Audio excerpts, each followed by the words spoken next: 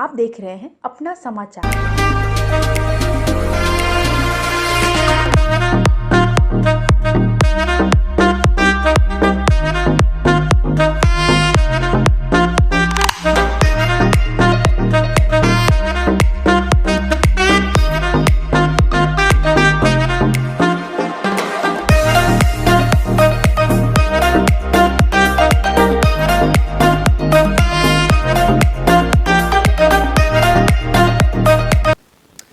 आपके सारे दर्शकों को मैं समझ चतुर्वेदी प्रणाम करता हूं और आपका भी अभिनंदन करता हूं। कैसे हैं सब? मैं बहुत सुंदर हूं। आप बताइए, आपके क्या समाचार? ऐसा तो लग रहा है कि जैसे शादी वादी में जा रहे हैं एकदम। हाँ, असल में आज जो हम शूटिंग कर रहे हैं फिल्म कलंकनी, जिसके सेट पे आप लोग आए हुए हैं, तो आज एक दृश्य हो रहा है और उस दृश्य का फिल्मांकन ब्याह शादी से ही रिलेटेड है।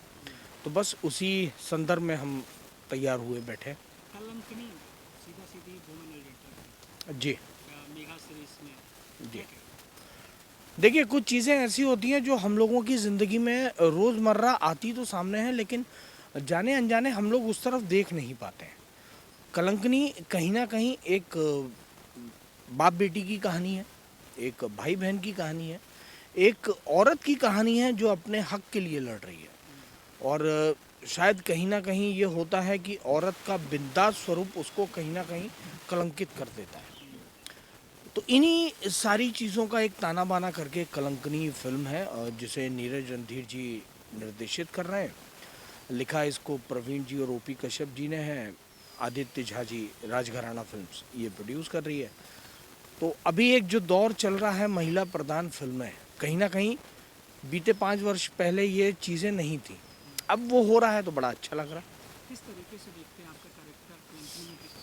किस तरीके का जस्टिफिकेशन आपको? देखिए, बहुत कुछ ऐसा अद्भुत या चमत्कारी नहीं है। एक बहुत साधारण सा बाप है जो 2 वक्त की रोजी रोटी कमाने के लिए बाहर कहीं काम करता है और वापस आता है, और घर में कुछ ऐसी चीज़ें हो जाती हैं जिससे वो बहुत ज़्यादा आहत हो जाता है। अब वो आहत होने के बाद उसकी प्रतिक्रिया क्या होती है, मतलब बेटा भाग्य से बेटी सौभाग्य से, इस बात को चरितार्थ करती है कहीं ना कहीं कलंक। एक बार इसमें जो फिल्म के जो डायरेक्टर हैं जोड़ी हम्म जोड़ी कैरेक्टर को लेकर आपको नजरिया? देखिए, उनके साथ में ये तीसरी फिल्म कर रहा हूँ। पहली फिल्म थी सॉरी यार, दूसरी अवैध करी, और तीसरी फिल्म है। अब कहीं ना कहीं वो हर बार मेरी उनसे लड़ाई भी बहुत होती है व्यक्तिगत। कहीं ना कहीं रचनात्मक जब आप काम करते हैं तो आपके विचार विमर्श बहुत होते हैं, लेकिन कहीं ना कहीं भी जब मैं आ जाता हूँ सेट पे, तो मैं अपने आप को एक तरीके से, मैं कुछ सोच के नहीं आता, फिर मैं उनके ही निर्देशों को फॉलो करता हूँ, क्योंकि वो पूरा सिनेमा देख रहे हैं, मैं सिर्फ अपना चरित्र देख रहा हूँ। तो हो सकता है कि उसमें कहीं ना कहीं विवादास्पद कुछ चीज़ें हों।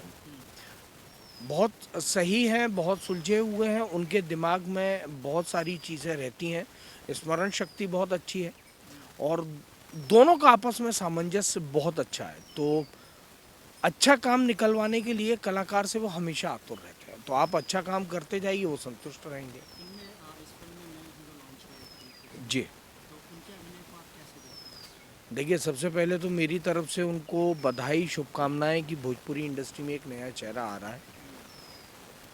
अभी कुछ भी कहना बहुत जल्दबाजी होगी, क्योंकि पहला सिनेमा है, सिनेमा बनेगा आएगा तब उनके बारे में हम विश्लेषण कर पाएंगे। लेकिन अभी कहीं ना कहीं वो भी इस माहौल में अपने आप को ढाल रहे हैं, तो अभी कुछ भी कहना है जल्दबाजी होगी, बट मैं उनके उज्जवल भविष्य की कामना करता हूँ। एक लाइन में यदि कहा जाए कलंकनी फैंस के लिए क्या है? मैंने कहा ना, बेटा भाग्य से बेटी सौभाग्य से, और सौभाग्य बेचा नहीं जाता, और कहीं ना कहीं दहेज के नाम पे सौभाग्य बेचा जाता है। आने वाली फिल्मों की बात करें, कलंकनी तो चल रही है, इसके बाद कौन कौन सी फिल्म प्लान आपके लिए? देखिए, अब बहुत सारा आपने इतना बड़ा कठिन सवाल पूछ लिया ना कि जिसका नाम छूटेगा वो प्रोड्यूसर डायरेक्टर रात में फ़ोन करके कहेंगे कि हमारा नाम भूल गए। लेकिन बस ये मैं कह सकता हूँ कि बिल्कुल ताज़ा तरीन जो फिल्म आने वाली है वो है रंग दे बसंती, जिसका शायद दर्शकों के साथ साथ मैं भी बेसब्री से इंतज़ार कर रहा हूँ। तो बस अब वही है, और उसके बाद जैसे जैसे चीज़ें आती जाएंगी, आप लोगों से कुछ छुपता है क्या? आप लोग सब पता लगा लेते हो और फिर हम लोग मिल जाते हैं। तो अभी वही है, बाकी नहीं नाम अभी एकदम दिमाग में आ रहा है, फिर पता लग रहा है कि आप क्यों मेरे काम बिगाड़ रहा है। आपने अभी रंग दे बसंती का नाम लिया, तो रंग दे बसंती का सिर्फ पोस्टर, मोशन पोस्टर आया, उसका बाद इतना हंगामा मचा हुआ है, न टीज़र का पता है न ट्रेलर का पता है, रिलीज डेट आ चुका है। खेसारी जी के साथ आपकी जोड़ी किस तरीके से कम देखने में? अब देखिए केसारी जी के साथ तकरीबन मेरे 16-17 सिनेमा हो गए। अब रही बात रंग दे बसंती की, तो हर आदमी, हम लोगों को क्या आदत सी हो गई है कि एक व्यवस्थित व्यवस्था के हिसाब से चलने की। कुछ अलग करता है कोई तो हम लोग फट से उसके लिए आलोचनात्मक हो जाते हैं। अब वो कुछ सोच के ही कर रहे होंगे क्योंकि वो बड़े हैं, उनको कुछ चीज़ें उन्होंने हिंदी में काम किया है, SRK म्यूज़िक, रोशन सर जो है, प्रियमांशु सर जो है, और खुद स्वयं केसारी जी भी इतने कर्मठ हैं कि आज उनको भी 12-13 साल हो गए और वो जहाँ पहुँचे हैं कहीं ना कहीं वो अपनी मेहनत और लगन के कारण ही पहुँचे हैं। तो जो कुछ भी हो रहा है ना, वो जितनी उत्सुकता जिज्ञासा आपके दिल में पैदा कर रहा है उससे ज़्यादा समझिए 10 गुना मेरे अंदर है, क्योंकि मैं भी नहीं समझ पा रहा हूँ और मैं भी सिर्फ धारा के साथ तैर रहा हूँ।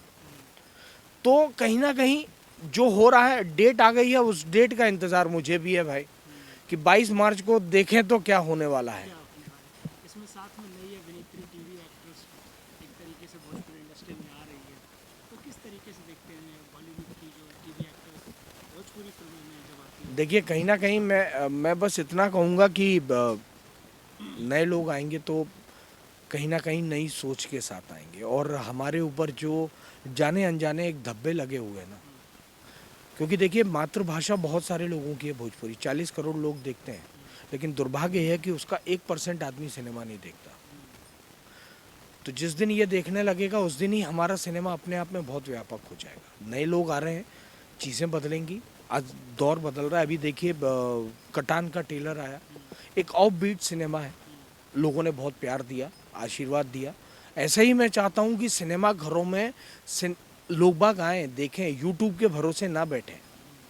नए लोग आएंगे, नए लोग आके अगर काम करेंगे तो हमारे ऊपर से जो धब्बा लगा है ना, वो अपने आप ख़त्म हो जाएगा। हम अपने आप अपनी दमदारी के साथ खड़े हो जाएंगे।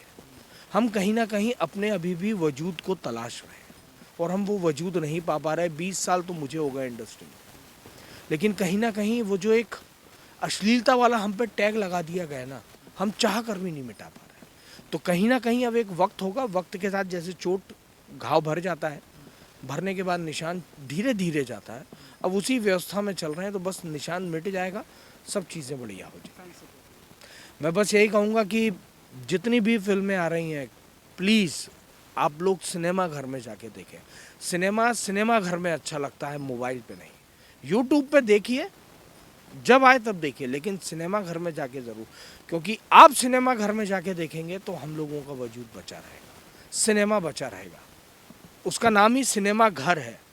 तो सिनेमा में होता है, टीवी पे तो टेलीफिल्म चलती है।